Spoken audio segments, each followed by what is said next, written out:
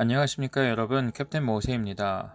많은 분들이 제가 어떻게 일찍이 비행을 시작하고 항공사에 입사했는지 궁금해 하십니다. 이전 영상들에서 언급하였지만 저는 어린 나이에 필리핀으로 조기 유학을 왔습니다.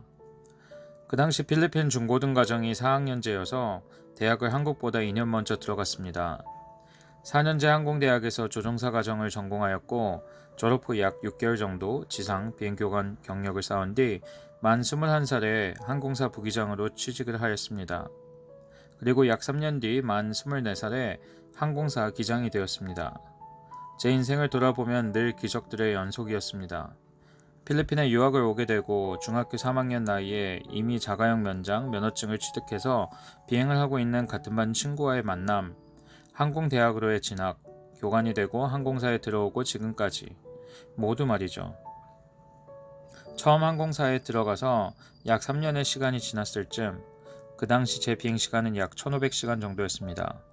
그런데 마치 기다렸다는 듯이 필리핀 항공청의 ATPL 기장 면장 또는 면허증 신청 기준이 갑자기 2500시간에서 1500시간으로 내려갔습니다.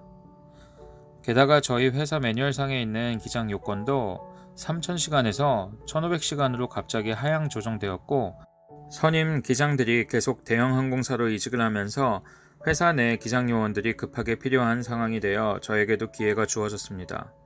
어리고 경험도 부족했지만 감사하게도 회사 경영진과 선임 기장님들이 저를 좋게 봐주시고 비행 능력도 좋게 평가해 주셔서 빠르게 진급할 수 있게 되었습니다. 본의 아니게 막내가 추월하게 되다 보니 좋지 않은 시선들도 있었고, 과연 24살짜리 애송이 조종사가 진짜 기장이 될 능력이 있겠는가 하는 우려의 눈초리도 많았었습니다. 그렇게 우여곡절 끝에 기장이 되고 비행을 막 시작하게 된 지 열흘도 되지 않아 긴급 상황을 맞이하게 되었습니다. 그날 저는 보라카이 까띠끌란 마닐라 구간 비행을 하게 되었는데, 제 부기장은 회사 내에서 저 다음으로 가장 나이가 어리고 부기장이 된 지 한두 달밖에 되지 않은 신참 부기장이었습니다. 이륙 후 얼마 지나지 않아서 약 7000피트를 지나 상승하던 찰나 비행기에 경보가 울리기 시작했습니다. 우선 저는 메이데이 비상 상황을 요청하고 홀딩 또는 채공 대기 요청을 한 뒤 비상 착륙 준비를 지시하였습니다.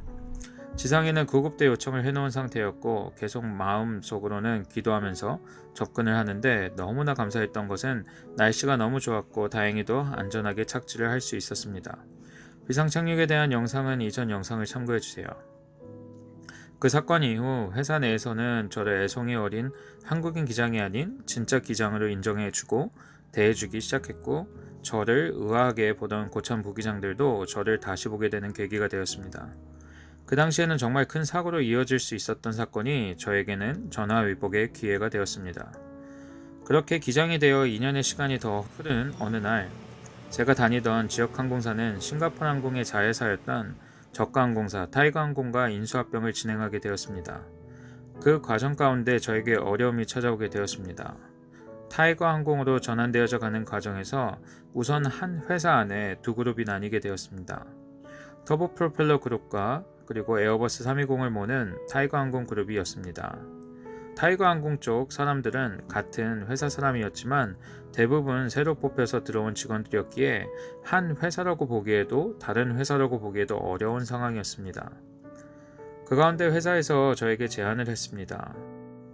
첫 번째 제안은 터보 프로펠러 여객기 팀에 남으면 바로 시뮬레이터 교관 기장을 올려주겠다는 것이었고, 두 번째 제안은 에어버스 교육을 시켜주고 타이거 항공 쪽으로 보내주는 대신 회사 상황이 좋아져서 교육을 시켜줄 수 있을 때까지 무기한 무급 휴직을 하라는 것이었습니다. 신중한 고민 끝에 지금은 조금 힘들더라도 제트기를 탈 수 있는 기회를 잡는 것이 좋겠다는 생각이 들어 심교관 자리와 안정된 월급을 포기하고 무급 휴직을 하는데 동의를 하게 되었습니다.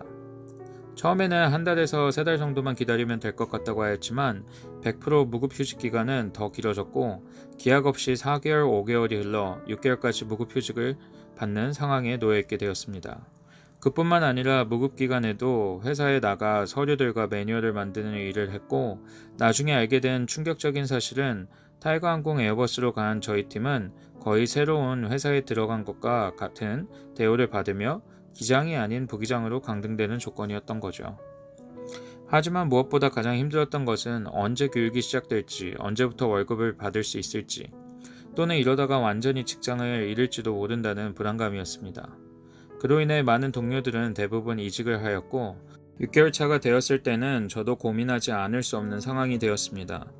그 당시에는 취직하면서부터 월급의 일정 금액을 부동산에 투자하고 있던 터라 고정적인 지출이 불가피했던 상황이었습니다.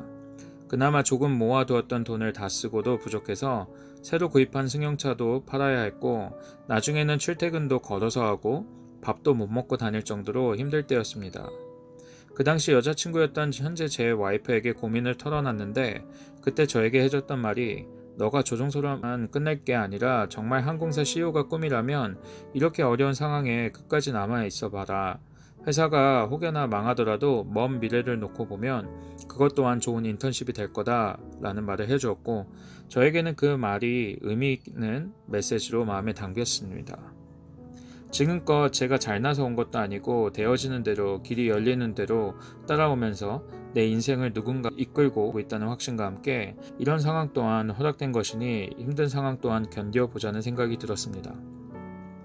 그래서 회사에 끝까지 남기로 결단하였고 그로부터 얼마 되지 않아 극적으로 회사에서 에어버스 320 교육을 시켜주게 되었습니다. 비록 처음에는 에어버스 팀에 지원한 동기들 모두가 부기장으로 강등되었지만 아주 좋은 조건과 급여와 복지를 제공받게 되었고 얼마 후 동기 중 가장 먼저 기장 자리를 되찾게 되었습니다. 그렇게 저는 타이거항공에서 한동안 즐겁게 국제선 에어버스 320 기장으로서 하늘을 누비며 생활을 할 수 있게 되었습니다. 지금 되돌아보면 이 모든 것 중에 만약 어느 하나라도 그때 그 일이 일어나지 않았다면 그때 내게 그런 어려움과 그런 좋은 일들이 일어나지 않았다면 단 하나의 조각만 어긋났어도 지금의 저는 다른 인생을 살고 있었을지 모르는데 모든 순간이 합력해서 선을 이루게 되는 것을 볼 때면 제 인생이 절대자의 완벽한 계획 가운데 세밀하게 만들어져 온 것 같다는 생각을 하곤 합니다. 다음 인생 스토리에서는 타이거항공에 근무하는 동안 벌어진 다이나믹한 일들과 제가 어떤 계기로 이직하게 되었는지에 대한 이야기들을 가지고 오도록 하겠습니다. 제 영상이 즐거우셨기를 바랍니다. 오늘도 시청해주셔서 감사합니다. Have a happy flight!